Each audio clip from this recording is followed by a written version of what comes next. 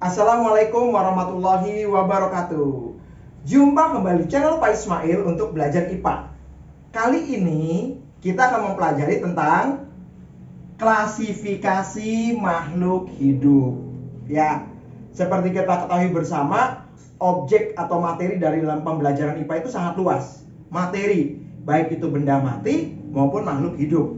Ya, kali ini kita akan mempelajari objek IPA yaitu makhluk hidup, ya, yang nanti akan dipelajari lebih dalam lagi melalui cabang ilmu IPA yang disebut dengan biologi, ya, ilmu tentang makhluk hidup, ya. Oke.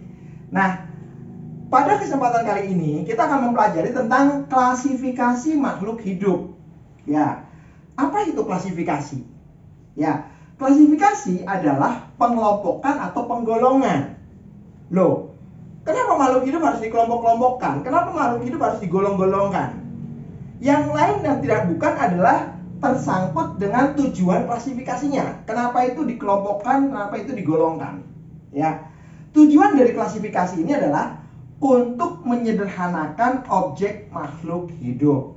Ya, oke. Seperti kita ketahui bersama, makhluk hidup yang di alam semesta itu jumlahnya banyak sekali. Jenisnya banyak, spesiesnya banyak, ragamnya banyak. Ya, keberadaan makhluk hidup yang begitu banyak dan beragam, ini perlu disederhanakan objeknya agar mudah untuk dipelajari.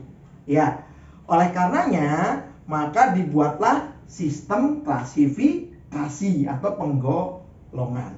Ya, oke. Nah, ada cabang ilmu biologi yang khusus mempelajari tentang klasifikasi makhluk hidup, itu yang disebut dengan istilah taksonomi. Ya, berasal dari kata takson. Ya, dalam bahasa Latin takson artinya kelompok. Ya, oke. Jadi taksonomi itu cabang ilmu biologi yang mempelajari klasifikasi makhluk hidup. Ya, oke. Nah, yang harus kita ketahui di sini adalah kita harus tahu apa dasar ilmuwan atau peneliti untuk mengklasifikasikan atau mengelompok-kelompokkan makhluk hidup itu. Nah, di sini Bapak akan ungkapkan 4 dasar untuk pengelompokan makhluk hidup. Ya. Yang pertama, morfologi. Morfologi itu apa? Ciri tampak yang kelihatan dari tubuh makhluk hidup, ciri luar, ya, ciri luar. Ya, besar atau kecil, tinggi atau besar, lebar atau bagaimana, bentuk kepala bagaimana, bentuk kaki bagaimana, bentuk sayap bagaimana, bentuk daun bagaimana, bentuk akar bagaimana, bentuk batang bagaimana. Nah, itu adalah morfologi.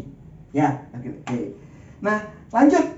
Apalagi yang dijadikan sebagai dasar klasifikasi? Anatomi. Anatomi itu susunan tubuh makhluk hidupnya. Ya, apakah simetri tubuhnya bilateral ataukah radial atau bagaimana gitu ya. Ini terkait dengan susunan tubuh atau anatominya. Kemudian fisiologi, ya, fungsi faal di dalam tubuhnya. Ya, mengapa makhluk hidup itu ciri-cirinya seperti itu? Apakah terkait dengan fungsi tubuhnya yang seperti demikian? Nah, itu dipelajari dalam fisiologi. Ya, oke. Dan terakhir, dasar dari sistem klasifikasi ini adalah kromosom, yaitu materi genetik dari suatu makhluk hidup. Ya, kenapa? Karena kromosom ini adalah semacam blueprint, ya, blueprint. Jadi di dalamnya terdapat informasi genetik yang akan mewariskan makhluk hidup kepada keturunannya.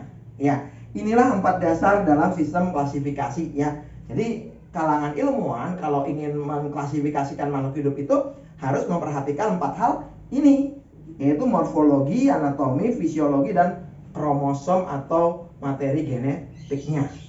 Ya, oke. Lanjut.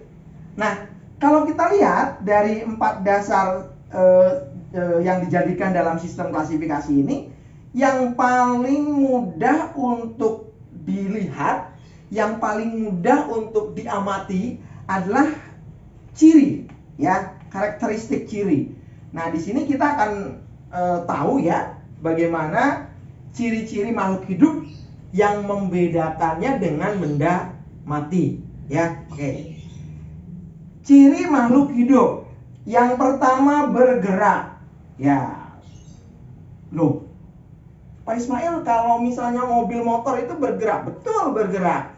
Cuma gerak mereka karena adanya gaya atau energi yang menggerakkan. Tapi kalau makhluk hidup itu bergerak memang karena pengaruh dari fisiologi fungsi energi yang ada di dalam tubuhnya, berbeda dengan benda mati. Ya, oke. Nah, gerak makhluk hidup sendiri ada dua, ada gerak aktif, ada gerak pasif. Ya, kalau gerak aktif itu gerak yang kelihatan nyata langsung, berpindah tempat. Ya, manusia bergerak berjalan berpindah tempat, hewan bergerak berjalan berpindah tempat. Ya, oke. Ada juga gerak pasif, bergerak cuma diam di tempat. Bapak ambil contoh misalnya, tumbuhan itu melakukan geraknya pasif. Apakah tumbuhan jalan-jalan? Tentu tidak, gitu ya. Oke, tumbuhan diam di tempat, tetapi kita bisa melihat geraknya, gerak akarnya, gerak pucuk daunnya, batangnya tiap hari bertambah besar. Itu merupakan contoh karena dia selain tumbuh dan berkembang karena bergerak, ya, seperti itu. Jadi ada gerak pasif, ada gerak aktif, ya. Oke. Lanjut. Ciri yang kedua yang membedakan makhluk hidup dengan benda mati adalah bernapas atau respirasi. Ya. Oke. Apa tujuan respirasi? Untuk menghasilkan energi.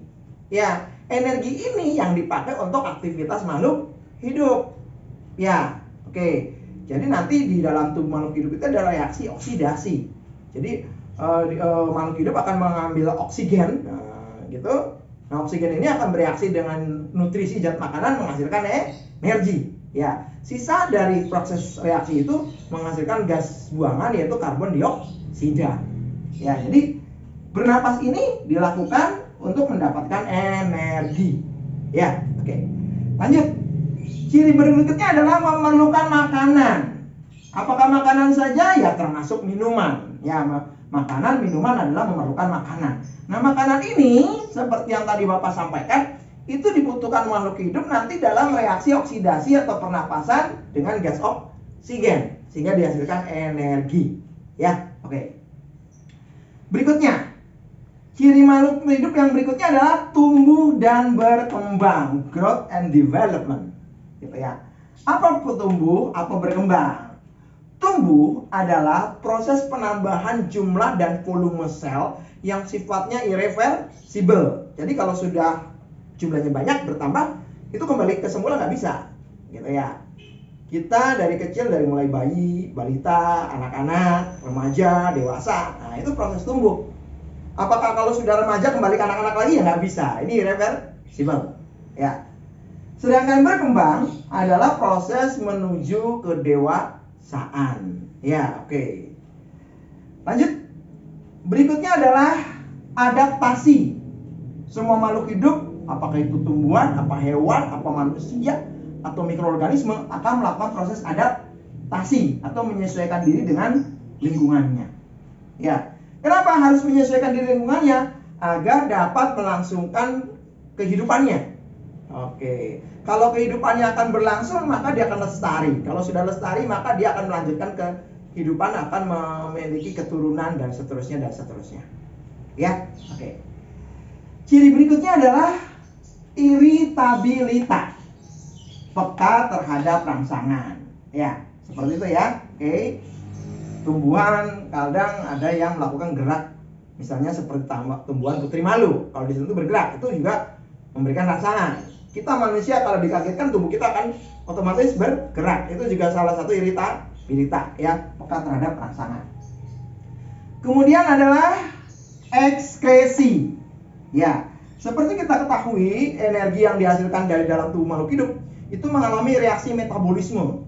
Ya, oke. Sisa dari reaksi metabolisme ini adalah zat sisa, ya, yang harus dikeluarkan dari tubuh. Contohnya apa? Karbon dioksida. Seperti itu. Atau sisa hasil pencernaan. Ya, seperti itu. Nah, zat sisa hasil kerja di dalam tubuh makhluk hidup itu harus dikeluarkan. Nah, semua makhluk hidup akan melakukan memiliki ciri ekskresi, mengeluarkan zat sisa. Ya, oke. Dan terakhir, semua makhluk hidup memiliki ciri reproduksi atau berkembang biak.